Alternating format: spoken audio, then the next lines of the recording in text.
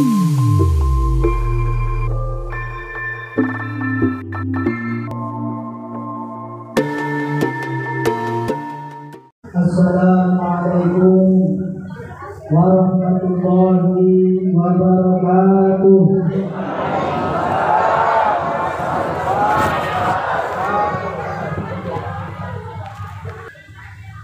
Mungkin belum minum, sudah makan enak belum minum, jadi kurang kedengaran. Kedengaran suara saya Bapak Ibu? Ada suara saya di sini? Alhamdulillah. Berarti kalau calon di sini bisa menang. Maaf bercanda Bapak Ibu.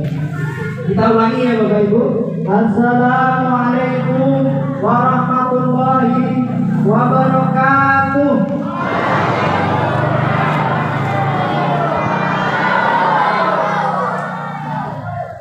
Alhamdulillah. Alhamdulillahilladzi asra bi'abdihi lailan minal masjidil harami ilal masjidil aqsa alladzi barakna hawlahu linuriyahu min ayatina innahu huwas sami'ul basir. Asyhadu an la ilaha illallah wahdahu la syarika lah wa asyhadu anna Muhammadan abduhu wa rasuluhu la nabiyya ba'dah. Allahumma shalli wa sallim ala habibina wa nabiyyina wa syafi'ina wa maulana Muhammad wa ala alihi wa sahbihi wa man tabi'ahum bi ihsan ila yaumiddin. Amma ba'du.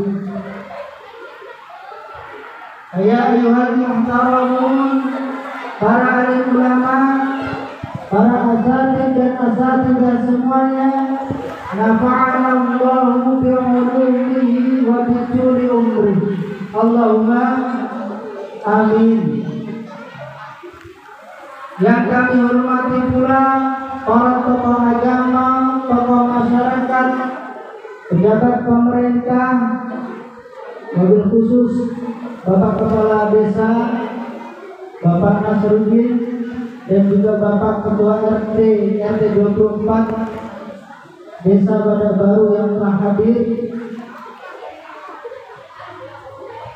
Yang kami hormati pula pengurus takmir Masjid Baitul Hikmah Ustaz Masyuri,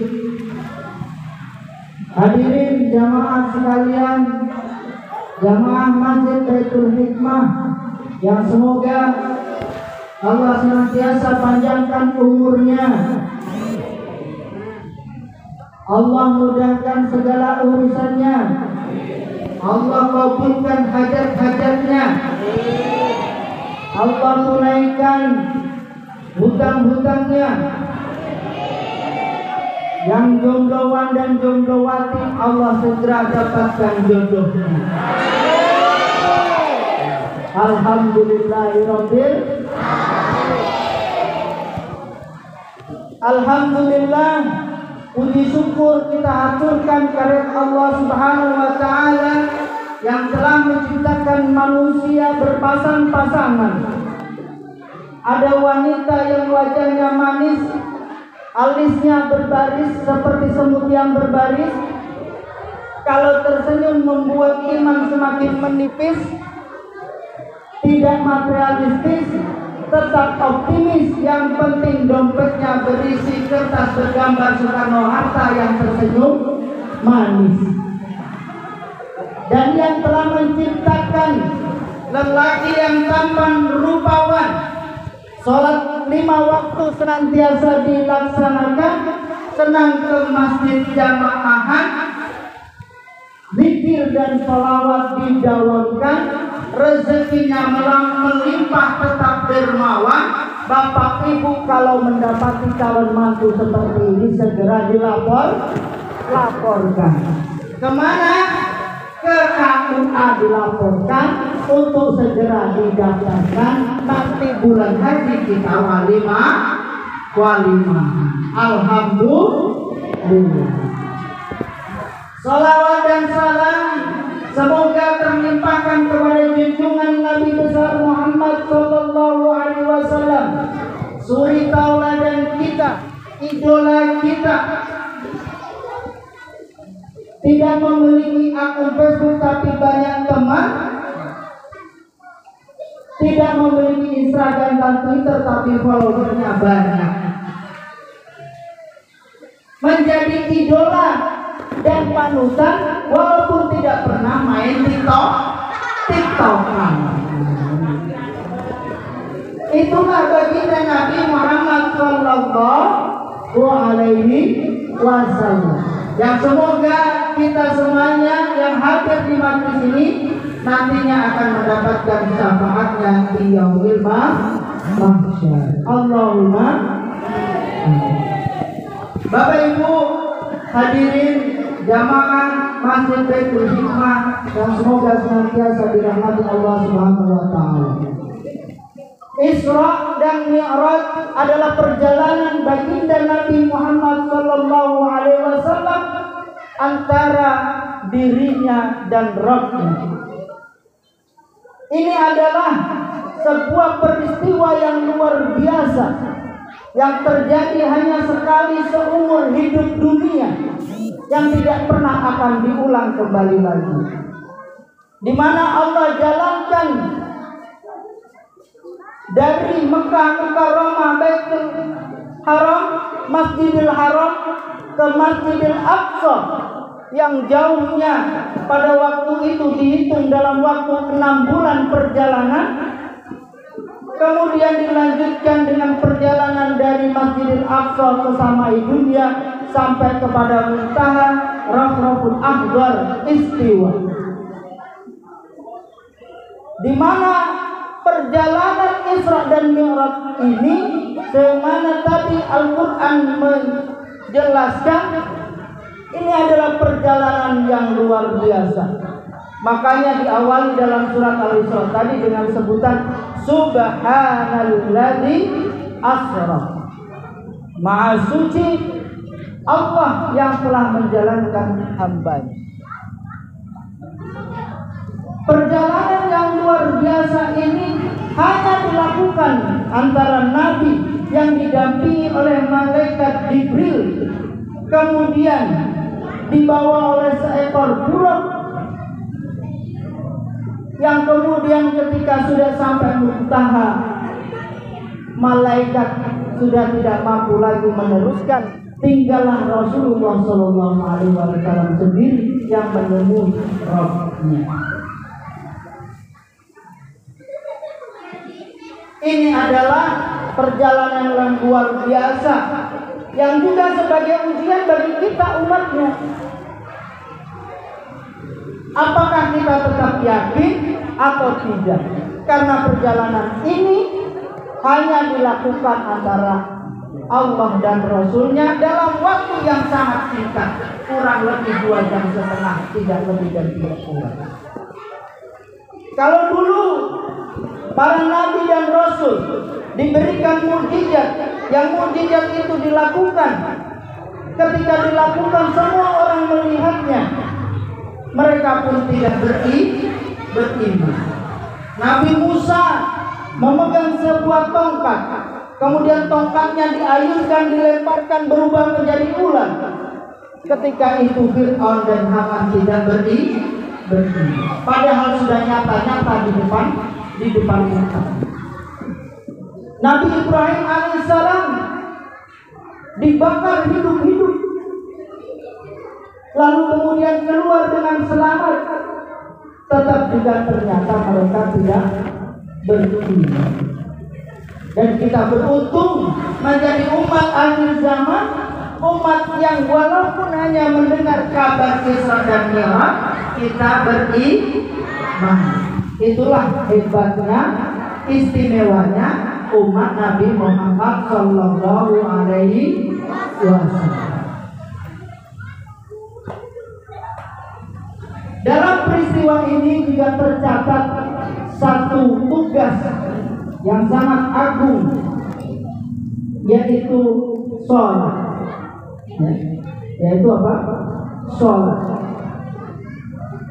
Di sini Allah ajarkan kepada baginda Nabi Muhammad SAW sholat. Di mana kalau ayat-ayat lain,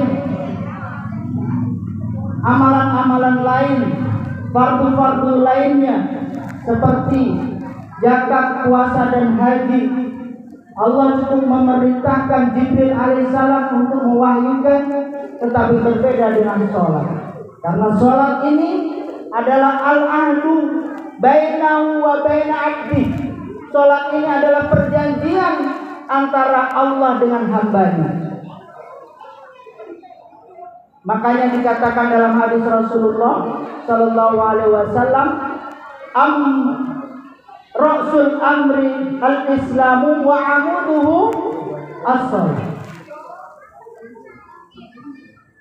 Pangkal urusan itu adalah al-Islam, dan tiangnya daripada agama ini adalah sholat. Makanya Bapak Ibu, kalau kita lihat Masjid Baitul Hikmah ini berdiri begitu kokohnya, tiang-tiangnya kokoh, maka kemudian masjidnya menjadi tampak lebih kuat, lebih indah, dan setiap orang bisa memasukinya dengan aman dan selamat.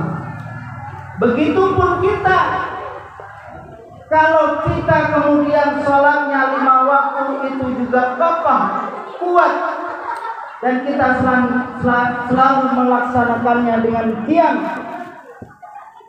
maka insya Allah kita juga menjadi hamba-hamba Allah yang kuat. Maka bangunan kita, insya Allah rumah-rumah kita juga nanti di akhirat menjadi kuat. Maka hadirin jamaah rahimakumullah,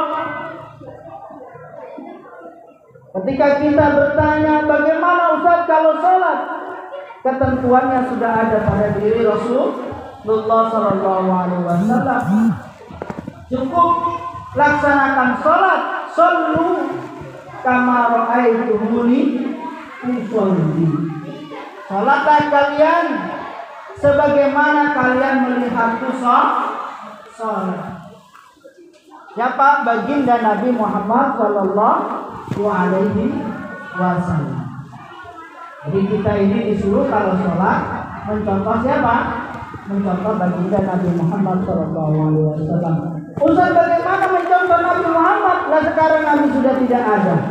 Maka ikutilah yang disebut sebagai warasatul anbiya. Siapa mereka? Mereka adalah guru-guru kita yang bisa mengajarkan sholat. Maka tapi alhamdulillah kalau di Masjid Baitul Hikmah ini insyaallah setiap malam Jumat ada majelis. Mari kita dawamkan majelisnya, kita istiqomahi, biar supaya sholat kita menjadi benar. Karena apa? Rasulullah menganjurkan kita sholat itu harus melihat beliau sholat. Bagaimana kita mau sholatnya benar kalau dalam hadir majelis saja jarang? Bagaimana kita tahu benar tidaknya sholat kita kalau kita nggak pernah dengerin guru ngajarin kita sholat?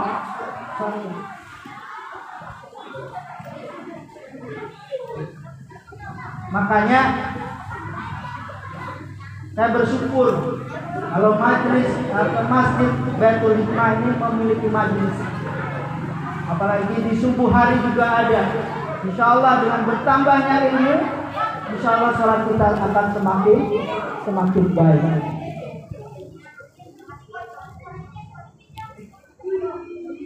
Permasalahan sholat memang sekarang ini banyak sekali. Tapi sebenarnya permasalahan sholat itu ada karena kita sebenarnya gagal paham atau kita salah paham, sehingga berbeda sedikit sudah langsung membid'ahkan dan mengkafirkan. Hanya beda tahiyat, yang satu begini telunjuknya, kemudian yang satu digoyangkan begini, sudah menganggap temannya tidak sah sholatnya. Padahal sebenarnya yang telunjuknya diacungkan begini ketika asyhadu alla ilaha illallah sampai kemudian akhir, itu juga benar.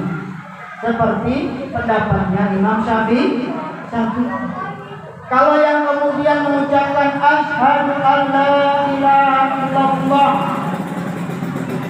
kemudian ditarik lagi, itu juga benar karena itu menurut pendapat Imam Hanafi. Cukup sekali saja ditarik, habis itu sudah tidak berkelanjutan. Ada juga yang kemudian telunjuknya setiap kata lafaz Allah dijulurkan, ya. Asyhadu an la ilaha illallah wa asyhadu anna Muhammadar Rasulullah sampai akhir. Jadi setiap kata Allah ditunjukkan gitu. Benarkah itu sah? Betul. Itu menurut Imam Ahmad bin Hanbal. Lalu ada juga yang menurut Imam Malik, bagaimana? Setiap dari mulai at-tahiyatul mubarakatuh itu sudah digerak-gerakkan, tidak berhenti sampai terakhir. Silahkan mana yang menurut kita benar, mana yang menurut kita sudah diajarkan sama guru kita, itu menjadi praktek ibadah sholat yang kita laksanakan. Digerakkan tangannya sesuai dengan apa yang diajarkan guru kita. Kalau diajarkan guru kita dulu bergerak-gerak terus, ya digerakkan saja. Yang penting jangan kepalanya juga ikut bergerak. Ya. Nah, Ustaz pilih yang mana? Ya karena guru saya dulu mengajari sesuai dengan paham dan aliran mazhabnya Imam Syafi'i, maka sampai sekarang walaupun saya sudah tahu bagaimana mazhab-mazhab yang lain, saya tetap menggunakan apa yang diajarkan guru saya, biar supaya ilmu saya bermanfaat bagi diri saya dan bagi guru saya. Karena kalau saya melakukan amal, satu amal, maka berlaku amal itu untuk guru saya satu jariah. Karena beliau dulu mengajarkan kepada saya. Tidak perlu dirubah-rubah. Yang penting kita tahu ini ada dalilnya dan ini benar. Ini gara-gara kunut aja sudah bermasalah. Yang satu mengatakan harus kunut, yang satu tidak kunut. Padahal dua-duanya juga ada dalilnya, ada hujahnya. Silahkan ikuti, mana yang mau kunut silahkan kunut, yang tidak kunut silahkan tidak kunut. Lalu bagaimana Ustaz? Saya ini pemahaman saya tidak kunut, sedangkan imamnya kunut. Maka sebagaimana pendapat Imam Ahmad bin Hanbal, kalau imam itu kunut, maka aminkan kunutnya. Maka aminkan kunutnya. Allahumma inna fi man hadait. Amin. Karena apa? Karena ju'ilal imamu liyutam, dijadikanlah imam itu untuk diikuti, untuk diikuti. Bukan kemudian Allahumma bina fi man hadait, terserah. Ya. Wa afina fi man afait.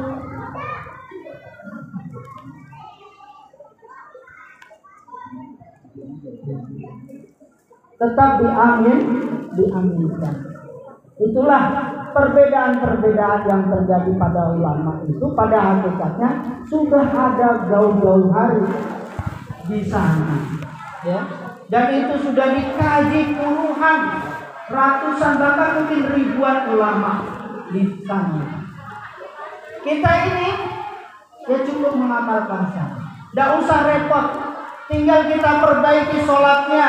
Kalau kita merasa sholat kita ini kurang baik, perbaiki. Yang tadinya bolong-bolong sholatnya, ayo istiqomah 5 waktunya. Kalau yang sudah istiqomah 5 waktunya, ayo kita jamaah, kita hidupkan masjidnya. Yang tadinya masjidnya sopnya baru setengah, kita sempurnakan 1 sopnya. Yang sudah 1 sopnya, kita sempurnakan sampai masjidnya penuh. Fa insya Allah biiznillah nanti RT 24 dan umumnya desa Badan Baru ini akan mendapatkan keberkahan daripada Allah Subhanahu wa Ta'ala. Dan kita dijauhkan dari bala dan bencana. Maka kita dawamkan sholatnya. Perbaiki kualitasnya. Kalau kita masih merasa, oh sholat saya ini masih belum jelas, datang majlis. Tanya ustadznya, Ustadz bagaimana cara wudhu yang benar? Ustadz bagaimana takbiratul ihram yang benar? Dan seterusnya dan seterusnya. Agar sholat kita benar. Kalau sholatnya sudah benar, biar kualitasnya tambah baik, tambah sholatnya. Yang tadinya hanya 5 waktu ditambah dengan sholat-sholat rawatib. Yang ringan dulu, rawatibnya disempurnakan. Kalau rawatibnya sudah sempurna, sudah biasa, lanjutkan lagi sholat malamnya dan sholat duhanya. Kalau sholat duhanya, sholat malamnya sudah bisa istiqomah, tapi masih punya hajat, ya dilanjutkan dengan sholat hajat.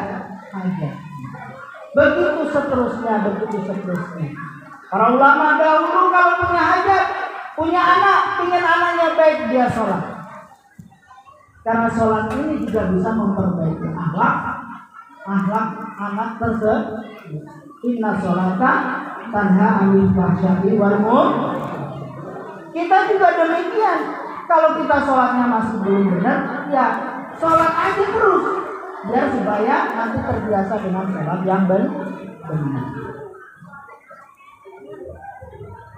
Tapi insya Allah kalau di RT 24 ini masalah qunut subuh sudah tidak menjadi masalah lagi, karena sudah banyak yang tidak sholat subuh. Naudzubillah. Ya. Tapi insya Allah jamaah subuh Masjid Baitul Hikmah setelah ini akan bertambah banyak sampai keluar masjid, ya sampai di luar aja mereka dan mau masuk masjid. Ya, kita berdoa sama Allah supaya nanti dijawabkan aktivitas masjid, ya, jamaahnya bertambah, ya, dan masjidnya semakin semarak dengan kajian-kajian dan majelis-majelis agama. Insya Allah. Hadirin Bapak Ibu yang dirahmati Allah, kenapa kita harus sholat? Karena sholat ini adalah penghibur buat kita semuanya. Rasulullah Shallallahu Alaihi Wasallam bersabda, "Hubbiba ilayya minad dunya an-nisa wa qayyid, wa ju'ilat qurratu 'aini as-shalah." Dijadikan kecintaan bagi saya di dalam dunia ini adalah perempuan dan wangi-wangian, dan dijadikan sholat sebagai qurratu aini, yang menghiasi mata. Pelipurlah. Makanya kalau kita ini ingin mendapatkan itu, hati kita tenang, kita dapat hiburan, maka laksanakan sholat. Karena sholat adalah pelipur langit. Yang kedua, karena sholat adalah hal yang bisa mencegah terhadap kemungkaran. dan keburukan. Inna sholata tanha 'anil fahsya'i wal munkar. Sesungguhnya salat itu mencegah dari perbuatan buruk dan juga kemungkaran.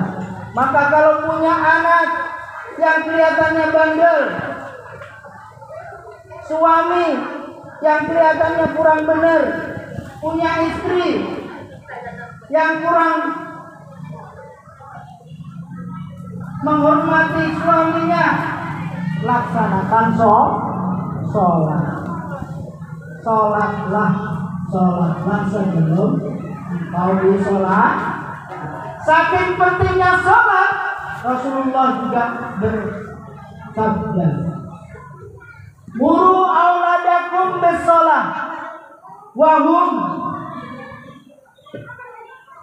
sab'al sinin. Suruh anak kalian sholat ketika dia berumur 7 tahun. Wadribuhum, kalau dia enggan maka pukullah. Wahum asratus sinin, kalau dia sudah umur 10 tahun, pukul mereka. Jadi kalau masih 7 tahun kita suruh saja dia sholat. Kalau 10 tahun enggan sholat, dipukul dengan pukulan yang mendidik. Tapi kalau sudah dewasa bagaimana Pak Ustadz? Sudah jadi pemuda, sudah ganteng rupawan, tapi tetap tidak mau sholat. Fa'alimu, kata ulama, maka umumkan. Kalau sudah diumumkan, malah dapat rezeki yang banyak. Benar? Innalillahi wa inna ilaihi raji'un, telah meninggal bulan dan bulan. Benar gak? Dapat rezeki gak? Dapat. Semua orang nanti jadi berbondong-bondong takziah. Jadi kalau malas sholat ya diumumkan saja.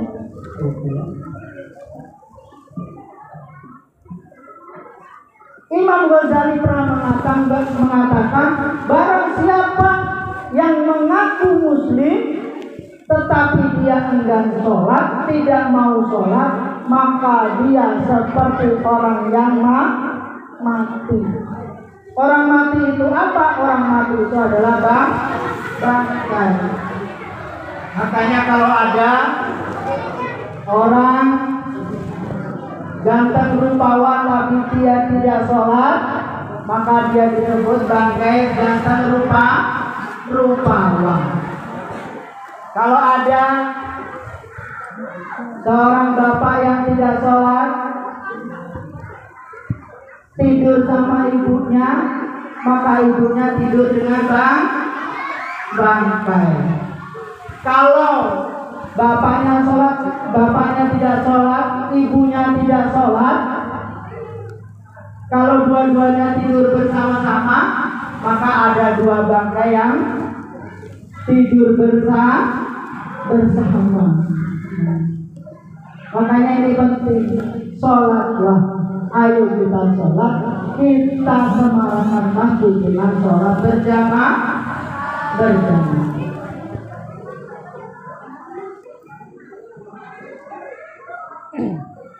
Sholat juga menurut Kanjeng Nabi Muhammad SAW adalah penghapusan dosa.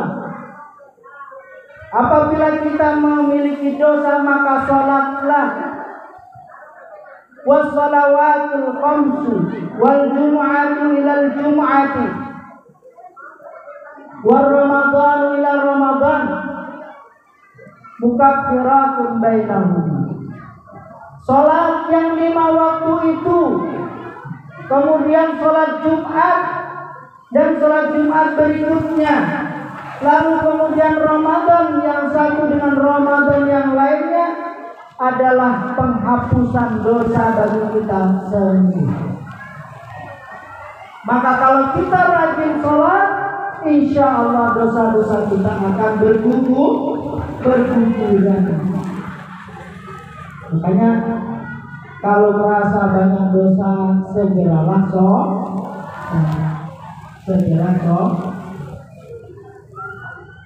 Rasulullah juga menegaskan, ara'aitum annan nahra fi babi ahadikum. Coba perhatikan, kalau di depan rumah kalian itu ada sungai yang mengalir di depan pintu. Kemudian orang tersebut keluar melewati sungai itu setiap hari 5 kali. Apakah kita bisa mendapati masih ada kotoran di kakinya? Para sahabat menjawab, tidak ya Rasulullah, begitu langsung. Maka kalau kita dawamkan sholat yang 5 waktu, fa insya Allah dengan izin Allah, maka dosa-dosa kita pada satu hari itu insya Allah akan Allah hapusnya. Di sehari semalam 5 waktu, ya. Sehari semalam 5 waktu, bukan seminggu 5 hari sekali, bukan. Jadi sehari semalam 5 waktu, bukan seminggu 5 hari sekali sholat. Jadi sholatnya 5 waktu sekali. Itulah manfaat dan hikmah difardukan kepada kita sholat. Sehingga kalau kita menjadi hamba yang senantiasa dawam sholatnya, insya Allah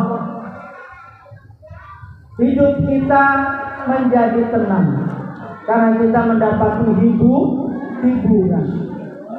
Kemudian kalau kita sholat, saudara-saudara kita sholat, ahli kerabat kita sholat, masyarakat kita sholat, insya Allah warga di sekitar kita akan terhindarkan yang namanya keburukan dan juga kemungkaran.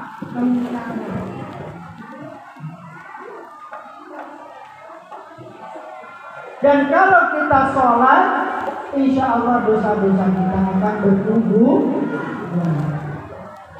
Dan dengan izin Allah kita bisa husnul khotimah, dan nanti di masa kita bisa masuk surga tanpa hisab, karena sudah tidak ada lagi dosa yang menempel di badan. Alhamdulillah. Bapak Ibu hadirin jamaah majelis Masjid Baitul Hikmah yang senantiasa diberkahi dari rahmat Allah Subhanahu wa taala. Mungkin itu hikmah Isra dan Mi'raj dan difardukannya sholat 5 waktu buat kita semuanya. Semoga kita senantiasa dibimbing oleh Allah, diberikan hidayah oleh Allah, dimudahkan dalam melaksanakan fardu-fardu, kewajiban untuk kita semuanya, wabil khusus adalah sholat, dan dijauhkan dari malapetaka, bala dan wabah, sehingga kita dapat hidup dengan aman sentosa di dunia wal akhir. Allahumma amin. Mungkin itu saja hikmah di malam hari ini tentang Isra Mi'raj yang bisa kami sampaikan. Terima kasih banyak atas perhatian. Mohon maaf bila dalam penyampaian ada khilaf, dan kita tutup dengan baca doa bersama-sama.